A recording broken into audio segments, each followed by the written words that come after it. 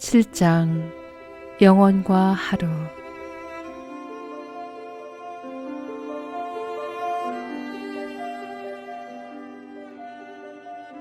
어느 날 병원에 입원해 있는 79세의 로레인을 찾아갔습니다. 얼마 전 그녀는 림프종 진단을 받았습니다. 팔찌를 찬 백발의 그녀는 침대에 앉아 가족과 이야기를 나누고 있었습니다. 음울한 분위기였지만 그녀의 단란한 가족 모임을 내가 방해하는 기분이 들었습니다. 나 엘리자베스 키블러로스는 간단히 내 소개를 한 뒤 그녀에게 한가할 때 다시 와도 되겠느냐고 물었습니다. 그녀는 미소를 지으며 대답했습니다. 물론이에요. 난 방문객들이 오는 것이 좋아요. 그 자리를 떠나면서 나는 내가 찾아온 이유를 그녀가 아는지 궁금했습니다. 그러나 그녀는 무슨 일이 일어나고 있는지 환히 꿰뚫어보고 있었습니다. 그녀는 자신이 암에 걸렸다는 사실을 알고 있었습니다. 다음 날 내가 다시 찾아갔을 때 로레이는 방에서 혼자 라디오를 켜놓고 마치 17세 소녀처럼 열정적으로 춤을 추고 있었습니다. 그녀를 보면서 나는 이 장면에 딱 들어맞는 표현을 생각해냈습니다. 내일은 없다. 로레이는 엉덩이를 흔들면서 나를 쳐다보았습니다. 나는 미소를 지으며 이렇게 물었습니다.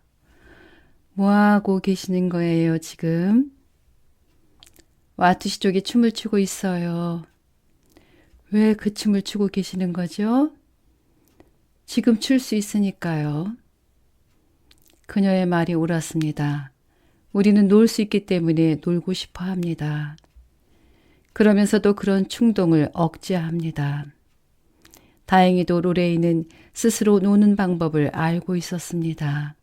끔찍한 병과 싸우면서도. 죽음은 놀이의 필요성을 아주 분명하게 보여줍니다. 죽음을 앞둔 사람들이 사랑하는 사람들과 대화를 나눈 것을 듣다 보면 삶의 마지막에 이르면 즐겁게 지낸 놀이의 순간들이 중요한 의미를 갖게 됨을 알 수 있습니다. 그들은 이렇게 말합니다. 시골길에서 자전거를 탔던 때 그때를 기억하니? 바닷가에 간 일 기억나? 그들은 아이들과 공원에 놀러간 일요일과 자신들의 아이가 지었던 우스꽝스러운 표정들을 회상합니다. 놀이가 왜 배움이 되는가라는 물음에 대한 대답은 죽음을 앞둔 사람들의 후에서 찾을 수 있습니다. 지난 삶을 되돌아보면서 그들이 가장 많이 후회하는 인생을 그렇게 심각하게 살지 않았어야 하는 건데 하는 것입니다. 수십 년 동안 임종을 앞둔 환자들과 상담을 해오면서 우리는 단 한 번도 일주일에 하루 정도는 더 일했어야 하는데 라거나 근무 시간이 8시간이 아니라 9시간이었다면 더 행복한 삶을 살았을 텐데 하고 이야기하는 사람을 만나지 못했습니다. 사람들은 자신이 성취해낸 것들을 자랑스럽게 희생하면서도 삶에는 그것보다 중요한 것이 있음을 발견합니다. 그리고 일에서의 성취감이 사생활과 조화를 이루지 못하면 모든 것이 공허할 뿐이라는 사실을 깨닫습니다. 열심히 일했지만 진정한 삶을 살지 않았다는 것을 깨닫게 되는 것입니다. 옛말에도 이런 말이 있습니다. 일만 하고 놀지 않으면 바보가 된다. 일만 열심히 하는 것은 삶을 균형 잃은 지루한 것으로 만듭니다. 우리는 삶을 누리고 놀이를 하기 위해 이곳에 왔습니다. 그것도 일평생 동안. 흔히들 잘못 생각하고 있지만 놀이는 아이들만의 소일거리가 아닙니다. 그것은 모든 생명 가진 존재의 생명력입니다. 놀이는 마음을 젊게 하고 일에 활기를 불어넣어주며 인간관계를 잘 맺게 해줍니다. 또한 젊음을 되돌려줍니다. 누리는 삶을 가장 충만하게 사는 방법입니다. 그럼에도 누리는 삶의 우선순위에서 낮게 취급되어 왔습니다. 인간은 누구나 자신과 가족을 부양해야 하므로 일의 우선순위를 두는 것이 바람직하지만 그것은 지나치게 강조되어 왔습니다. 너무 많은 사람들이 항상 생산적이고 성공적이어야 하며 끊임없이 무언가를 이루어야 한다는 강박관념에 시달립니다. 지금 세대의 사람들은 일하는 법은 알지만 존재하는 법은 잘 모릅니다. 어떤 사람이 융자금을 갚고 식탁에 오를 가족의 양식을 마련하기 위해 직장에서 8시간을 일하고 추가로 일주일에 나흘 밤씩 아르바이트를 한다고 해서 그것이 꼭 문제가 되는 것은 아닙니다. 만일 당신이 경제적인 문제를 해결하기 위해 어쩔 수 없이 직업을 2개 가져야 한다면 그렇게 하는 것은 당연한 일입니다. 그러나 어느 순간 더 나아지기 위해서가 아니라 단지 주변 분위기 때문에 야근을 하고 주말에도 나와 일하는 자신을 발견하게 될 것입니다. 만일 그것이 일시적인 것이라면 그렇게 일할 가치가 있을 수도 모릅니다. 그러나 그것이 당신의 삶이 된다면 밤에도 주말에도 쉬지 않고 일만 하게 된다면 그렇게 할 가치가 있는지 회의가 생길 것입니다. 많은 사람들이 성공을 위해 밤낮을 가리지 않고 일하면서도 정작 자신들이 왜 성공하려고 하는지는 잊고 있습니다. 그리고 모임에 나가더라도 좋은 연주를 얻기 위한 모임에만 나갈 뿐 단지 재미를 위한 모임 같은 곳에는 가지 않습니다. 주말은 동료를 따라잡고 승진하기 위해 준비하는 시간이 됩니다. 이런 사람들은 어쩌다 주말에 놀러 나가서도 시간을 낭비하고 있다는 초조한 느낌에서 헤어나지 못합니다. 우리는 성공을 얻기 위해 사랑하는 사람을 뒷전으로 미루는 경향이 있습니다. 그것이 그들에게 더 많은 것을 준다고 생각합니다. 그러나 정작 그들이 가장 원하는 것은 우리 자신입니다. 성공과 권력이 중요한 것은 사실입니다. 그러나 놀이도 마찬가지로 중요합니다. 인간의 내면에는 놀고 해방되고 스트레스와 긴장을 풀려는 욕구가 있습니다. 불행히도 우리는 놀고 싶은 충동을 억제하다가 나중에는 그것이 존재한다는 사실조차 잊어버립니다. 많은 회사들이 직원들의 생일을 축하해주기 위해 종종 케이크나 풍선을 준비해야 합니다. 이 풍선들은 사방으로 흩어지며 몇 개는 사무실과 복도 천장으로 올라갑니다. 직원들이 복사를 하러 가거나 동료의 방을 찾아가면서 그 풍선들을 가지고 장난치는 모습을 볼 수 있습니다. 그들은 손끝으로 풍선을 튕기기도 하고 끈을 잡아당겼다가 놓아주어 풍선이 천장으로 올라가는 것을 구경하기도 합니다. 그러나 그들은 이런 행위를 조심스럽게 아무도 보는 사람이 없다고 생각될 때 할 것입니다. 이렇게 고도로 생산적인 사람들도 놀이를 갈망합니다. 많은 이들이 풍선을 빼앗긴 아이들처럼 놀이를 잊은 채 살아가고 있습니다.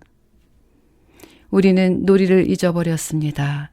그리고 노는 방법을 잊어버렸습니다. 심지어 놀이가 무엇인지조차도. 놀이란 순수한 즐거움을 얻기 위해 하는 행위라는 것을 기억해야 합니다. 놀이는 모든 한계를 초월해 즐거움을 경험하는 것입니다. 놀이 상대는 성별, 인종, 종교, 연령에 상관없이 그 누구라도 될 수 있습니다. 심지어 인간이 아니어도 함께 놀 수 있습니다. 많은 사람들이 애완동물과 놀면서 기쁨을 느낍니다. 놀이는 내면의 기쁨이 바깥으로 표현된 것입니다. 웃음, 노래, 춤, 수영, 등산, 요리, 달리기, 게임 등 즐거움을 주는 것이면 무엇이든 놀이가 될 수 있습니다. 놀이는 삶의 모든 측면을 더 의미 있고 즐겁게 만듭니다. 자신이 하는 일에도 더 만족을 느끼게 하고 인간관계도 좋아집니다. 놀이는 사람을 젊어지게 하고 긍정적으로 만들어줍니다. 아이들이 가장 먼저 배우는 일 중 하나가 바로 놀이입니다. 놀이는 자연스럽고 본능적인 것입니다. 많은 사람이 자신의 삶에서 순수한 놀이의 시간을 거의 갖지 못한다는 것은 정말로 슬픈 일입니다. 사람들이 어떻게 놀이의 시간을 쓸 수 있느냐고 물으면 나는 어떻게 쓰지 않을 수 있느냐고 답합니다. 놀이는 삶의 균형을 잡아주며 정신을 맑게 해줍니다. 잠시 놀고 난 뒤 우리는 일을 더 잘합니다. 일 때문에 미칠 것 같다고 말하는 사람이 있으면 그가 정말로 좋아하는 것이 무엇인지 물어보십시오. 그들이 영화라고 대답한다면 영화를 마지막으로 본 때가 언제인가 하고 물어보십시오.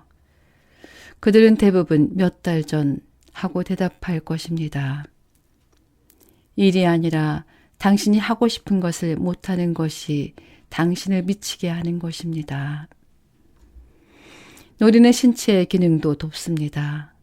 많은 과학적 연구들이 웃음과 놀이가 스트레스를 줄여주며 몰핀과 화학적으로 유사한 엔돌핀이라고 부르는 체내 물질의 분비를 촉진한다고 밝혀냈습니다.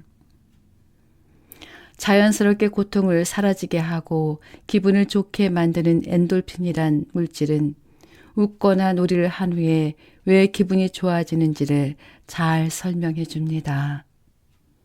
그것들은 삶에 에너지를 주는 훌륭한 도우미들입니다. 웃음은 저절로 채워지는 약과 같습니다. 웃음은 웃을수록 더 많아지기 때문입니다. 죽음과 같이 심각한 주제를 다룰 때에도 웃음이 들어설 자리는 언제나 있습니다. 의학과 심리학과 학생들을 위한 죽음에 대한 수업이 공개 강의로 진행되었습니다. 죽음을 눈앞에 둔 사람이 자기 강의를 들으러 오리라고는 생각하지 못한 교수는 실제로 그런 일이 일어나자 무척 놀랐습니다. 불치병을 앓고 있는 그 여성의 사생활이 염려되어 그는 수업 중에 한 번도 그녀의 상태를 화제로 삼지 않았습니다. 나중에 교수는 그녀에게 말했습니다. 내가 주로 걱정한 것은 누군가가 죽음에 대한 농담을 하거나 어떤 방식으로든 그것을 비하하지 않을까 하는 것이었습니다. 당신에게는 그것이 하나의 연구 사례가 아니라 실제로 존재하는 문제일 테니까요. 그러자 그 여성은 대답했습니다. 농담하고 노는 것이 삶이에요. 웃음은 내가 이 병을 견뎌내는 방법 중 하나예요. 당신의 학생들이 농담을 했다 해도 난 개의치 않을 거예요. 나를 가장 힘들게 하는 것은 사람들이 죽음이나 암 같은 주제나 단어를 일부러 피하는 거예요. 난 차라리 그것에 대해 농담을 하겠어요. 두려워하고 회피하는 것보다는 웃는 것이 더 즐겁고 진실하니까요. 제이콥 글라스는 영적인 원리에 대한 책을 여러 권 쓴 작가이자 강사입니다. 어느 날 오후 나 데이빗 캐슬러는 시내의 한 찻집에서 이 오랜 친구와 대화를 나누었습니다. 그는 그 찻집에서 책을 읽고 차를 마시고 친구를 만나기도 하면서 하루를 시작한다고 했습니다. 그는 그리 멀지 않은 곳에서 단출하게 살고 있었습니다. 그의 강의와 집필 활동에 대해 이야기하는 동안 나는 자신도 모르게 그에게 더 많이 일하라고 충고하면서 작업 시간을 늘릴 수 있는 방법을 가르쳐 주었습니다. 그러자 이 친구는 물었습니다. 그러면 뭐가 어떻게 된다는 거죠? 그러면 당신은 한 주에 더 많은 강의를 할 수 있어요. 멋지게 성공을 하고 그 다음엔 퇴직해서 삶을 즐기는 거죠. 그러면 찻집에 앉아 쉬면서 책 읽을 시간이 있을까요? 물론이죠. 그때가 되면 원하는 것은 무엇이든 할 수 있어요. 하지만 난 지금도 쉴 수가 있어요. 나에겐 휴일이 있고 삶을 즐길 시간도 있고 산책을 하고 연극을 보고 느긋하게 점심을 먹을 여유도 있어요. 내가 왜 나중의 삶을 위해 현재의 소중한 시간을 바쁘게 보내야 하죠? 난 지금도 충분히 즐길 수 있어요. 나는 내가 이야기한 삶을 제이콥이 이미 누리고 있다는 사실을 간과했습니다. 나는 쉬면서 차를 마시는 시간에도 생산성을 생각하는 덫에 걸려 있었고 놀이보다 일을 강조하고 있다는 것을 깨달았습니다. 일과 놀이가 완전히 별개의 활동일 필요는 없습니다. 당신이 하는 일에서 즐거움을 찾는 것은 바람직한 일입니다.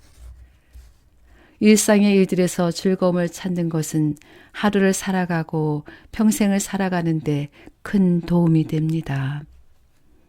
그러나 불행히도 우리는 목표 지향적이 되기 쉽습니다. 그리고 그 목표를 이루지 못할 때 불행해집니다. 일에서 즐거움을 찾는 동시에 즐거움으로부터 일을 떼어놓기 위해 애써야 합니다. 이렇게 말하는 남자도 있습니다. 이런 방법은 어때요? 토요일 하루 종일 일하느라 아내와 함께 할 시간을 빼앗기는 대신에 나는 노트북 컴퓨터를 마당으로 가지고 나가서 4-5시간 동안 일합니다. 그렇게 하면 아내와 함께 있을 수 있어요. 그런 식으로 할 일에 누리를 끌어들입니다. 그러나 이 남자의 아내는 아마도 그가 제대로 놀지 않는다고 여길 것입니다. 그녀는 아마도 자신이 무시당한다고 생각할 것입니다. 그의 몸은 아내와 함께 있을지 몰라도 과연 그의 마음과 존재도 아내와 함께 마당에서 놀고 있을까요? 아니면 월요일 회의 안건에 매여 있을까요? 이 남자는 놀고 있는 것이 아니라 단지 다른 환경에서 일하고 있을 뿐입니다. 휴대폰은 여가 시간의 상당 부분을 업무 시간으로 바꾸어 놓았습니다. 우리는 식당에서 식사를 하면서도 일과 관련된 대화를 합니다. 운전을 하면서도 이야기하고 쇼핑을 하면서도 전화기를 귀에서 떼지 않습니다. 심지어 어떤 이들은 영화를 보는 동안에도 전화를 받습니다. 어떤 여성은 일을 하면서 휴대폰 통화를 하다가 다른 사람에게 대화 내용을 들키기도 합니다. 어떤 이들은 취미 생활을 일로 만들기도 합니다. 어느 날 저녁 암에서 회복되어 가는 한 여성이 남편에게 그 지역 고등학교의 학예회 프로그램을 담당하는 일이 너무 버겁다고 말했습니다. 피곤에 지친 그녀는 아팠을 때 스스로에게 한 약속을 떠올렸습니다. 학생들의 장기자랑에 참여하면 재미있을 것이라 생각했어요. 그러나 지금 난 몸에 무리가 올 정도로 모든 것을 도맡아 하고 있어요. 내 머릿속은 온통 일로 가득 차 있어요. 내게 주어진 시간이 얼마 없다고 생각했을 때 회복되기만 하면 훨씬 더 즐겁게 살겠다고 자신과 약속했어요. 하지만 이건 전혀 즐겁지 않아요. 일이거든요. 만일 암이 재발한다면 지금까지 주어진 시간을 정말로 즐겼다고는 말할 수 없을 거예요. 우리는 취미가 왜 필요한지 잊었습니다. 당신은 순전히 즐거움을 위해 가구를 만들다가도 갑자기 이렇게 생각합니다. 이것으로 사업을 해보면 어떨까? 자신이 좋아하는 일을 직업으로 갖는 것은 정말 운 좋은 일입니다. 그러나 취미란 본래 결과물을 생각하지 않고 그저 재미로 하는 일입니다. 팔기 위해 가구를 만든다면 그건 더 이상 취미가 아니라 일입니다. 스스로도 깨닫지 못하는 사이에 당신은 자신이 사랑하는 어떤 활동을 몸이 건조한 것으로 만들었으며 그 일을 생각하면서 더 이상 즐거움을 느낄 수 없게 되었습니다. 삶을 너무 심각하게 받아들이면 놀이를 잊어버립니다. 생산성을 생각하기 이전에 순수하게 놀이 자체를 즐기던 시절을 기억해야 합니다. 우리의 가슴이 열려 있었고 그 후의 결과에 대해 어떤 죄의식도 느끼지 않고 놀 수 있던 그때를. 그러나 즐기기 위해 인생을 산다는 생각은 의심스러운 눈초리를 받기가 쉽습니다. 어린 시절 우리는 어른들에게서 삶은 만만치 않아. 그 미소를 얼굴에서 없애. 무엇인가를 해. 무엇인가가 되란 말이야. 하고 훈계를 들으며 자랐습니다. 그래서 파도 타기를 하듯 인생을 사는 사람을 무시하며 왜 그가 아무 일도 하지 않으며 살아가는지 이상하게 쳐다봅니다. 자신에게 필요한 것을 최소화하고 하루 종일 자기가 하고 싶은 일만 하면서 살기란 쉽지 않을 것입니다. 그런 식으로 흘러가듯 사는 사람이 자신의 삶엔 즐거움이 끊이지 않는다고 말하면 우리는 그를 열등하다고 생각합니다. 하지만 진짜 문제는 왜 우리는 즐거움이 고개를 내밀지 못하는 세상에서 사는가 하는 것입니다. 사람들은 대부분 놀이는 악마의 일터이며 놀이보다는 일이 먼저라고 판단합니다. 성공이라는 사다리를 올라가면서 우리는 즐거움을 느끼는 법을 잊어버립니다. 삶을 힘들다고 생각하며 계속해서 삶을 개선하고 고치고 싶어 합니다. 단지 즐거움을 얻기 위해 시간을 비워두는 법을 모릅니다. 우리는 즐거움에서 점점 멀어지고 있으며 그래서 조금만 즐거움을 맛봐도 죄책감을 느낍니다. 놀이에서 얻는 즐거움은 시간 낭비라고 생각합니다. 아마도 이것이 왜 그토록 성공한 많은 사람들이 은밀히 놀 장소를 찾아다니는지, 왜 어떤 사람들에게는 즐거움을 추구하는 자연스러운 욕구가 불건전한 방식으로 나타나는지 설명해 줄 것입니다. 많은 사람들이 앞에서 말한 풍선을 가지고 노는 사무실 직원들과 같습니다. 너무나 오랫동안 놀이에 대한 욕구를 억압해 왔기 때문에 그것들은 불륜이나 약물 중독, 충동적인 쇼핑, 식탐 등의 형태로 표출됩니다. 아니면 자신은 즐거움을 누리거나 행복해질 자격이 없다고 생각하며 고의로 자신의 삶을 파괴합니다. 즐거움을 누리기 위해서는 스스로 나쁜 사람이 되는 법을 배워야만 합니다.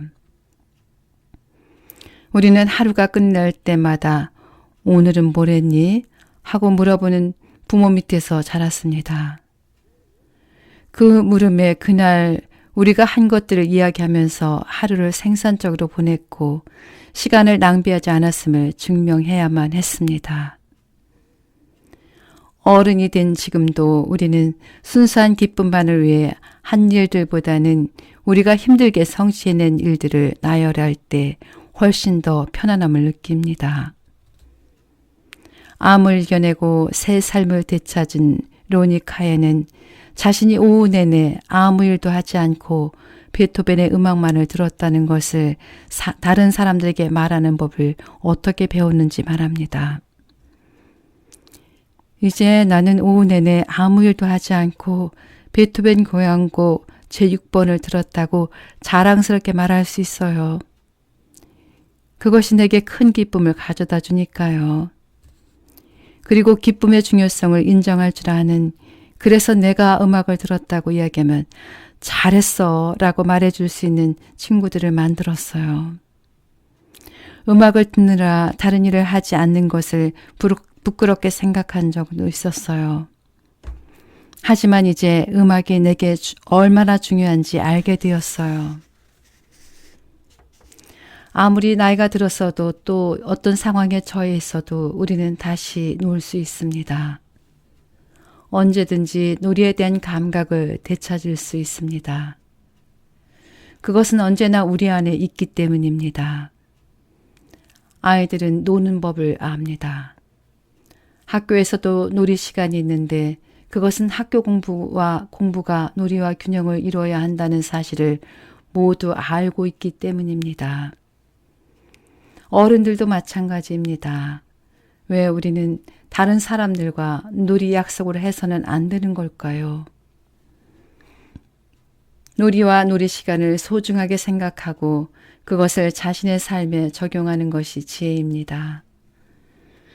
당신이 만일 왕성한 경쟁의식, 긴박감, 완벽주의, 독단 등의 특징을 가진 A 유형의 사람, B 유형은 느긋한 성격을 가진 사람, A 유형의 사람이라면 놀이 시간을 당신의 스케줄에 넣고 때로는 자신에게 놀이를 강요하기도 해야 합니다. 할 일은 항상 많지만 그것이 놀지 못할 이유가 되지는 않습니다. 스스로에게 놀이 시간을 주지 않으면 결국 당신은 다른 사람에게 아무것도 줄 수 없게 됩니다. 만일 당신이 자신에게 놀이 시간을 주지 않는다면 당신은 나중에 직전 상사에게 할애한 시간을 후회하게 될 것입니다. 심지어 가족에게 준 시간도 후회할지 모릅니다.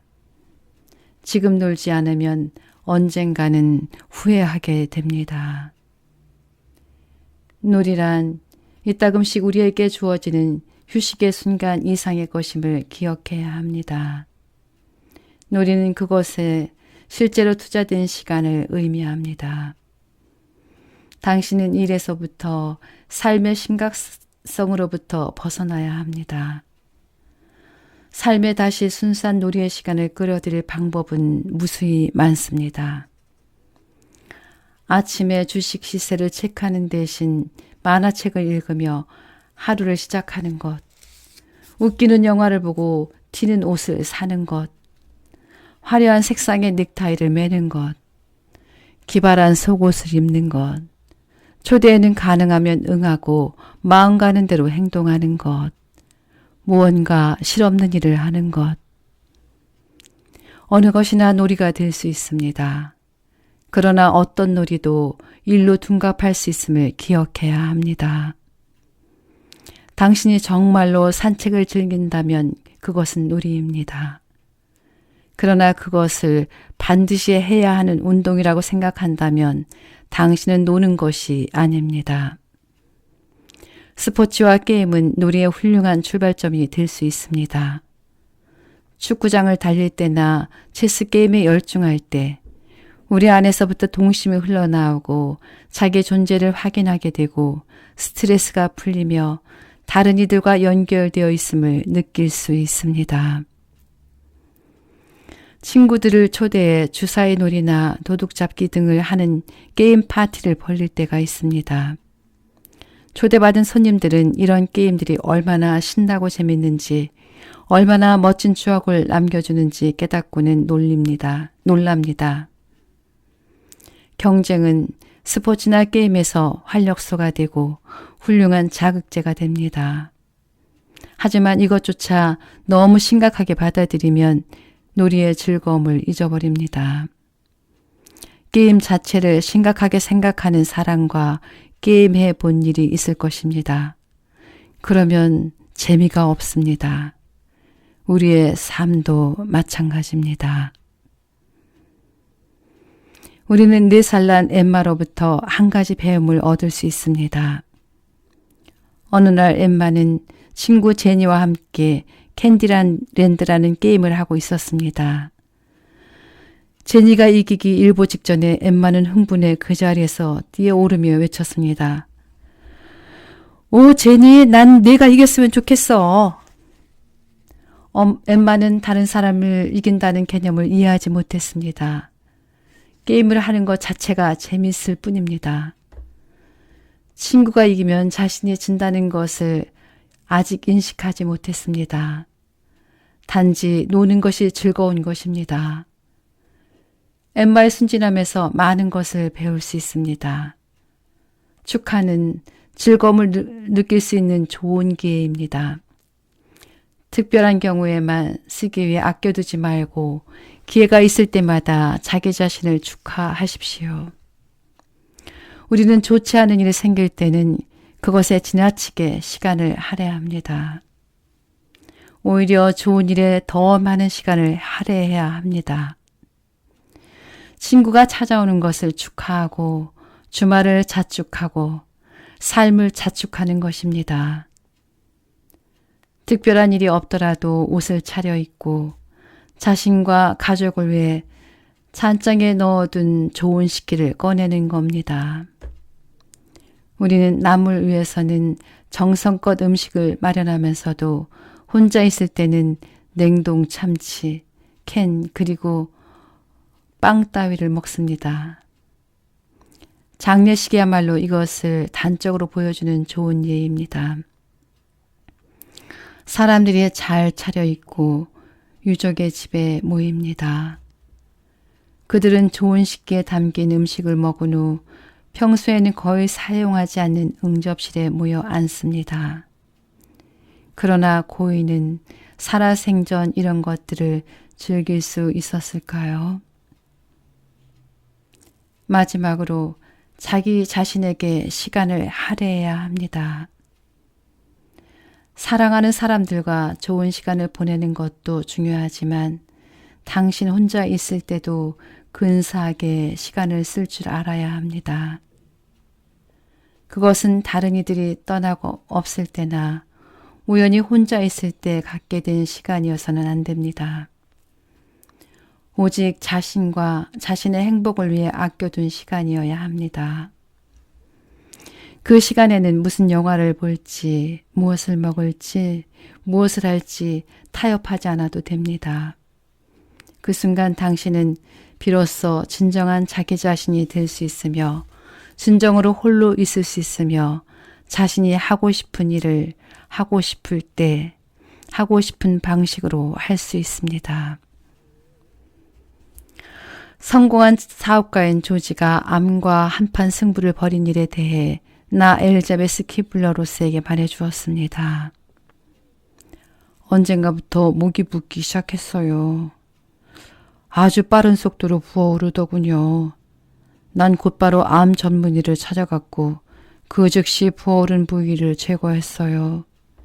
그리고 화학치료를 받았죠. 난 부지런한 사업가에서 부지런한 환자로 변해갔어요. 검사 결과를 꼼꼼히 확인하고 약을 먹고 의사의 진찰을 받았습니다. 병을 앓는다는 게 그렇게 큰일인 줄 몰랐어요. 화학치료가 거의 끝나갈 무렵 복직에 대해 생각했죠. 그것은 쉽지 않은 일이었고 암 때문에 이제는 내 삶도 너무 심각해졌어요. 모든 게 살아남기에 거쳐야 할 과정이었고 어쨌든 내가 살아있음에 신에게 감사드렸습니다. 그리고 난이 궁금해지더군요. 왜? 무엇 때문에 내가 살아남았을까? 일을 더 많이 하려고?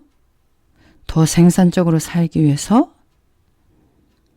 난 그때 비로소 깨달았어요. 지금까지 내가 얼마나 공허한 삶을 살아왔는지. 내가 아는 모든 이들은 삶의 의미를 성공에 두었고 난 성공이라는 이름의 벽을 구성하는 하나의 벽돌에 불과했어요. 난 그런 삶으로는 다시 돌아가지 않기로 결심했어요. 삶을 다시 설계하고 친구들과 시간을 보내고 즐거움을 되찾으리라 결심했죠. 공원에도 가고 공연도 보러 다니고 지나가는 사람들을 구경하기로 했어요. 마음의 문을 닫고 지내는 대신 가끔씩 처음 보는 사람들과 수다를 떨기도 하고요. 나는 삶에서 너무 많은 것을 잃고 있었어요. 지금은 그것들을 되찾을 시간이에요. 우리가 어린아이였을 때 세상은 마술 같은 일들로 가득했습니다.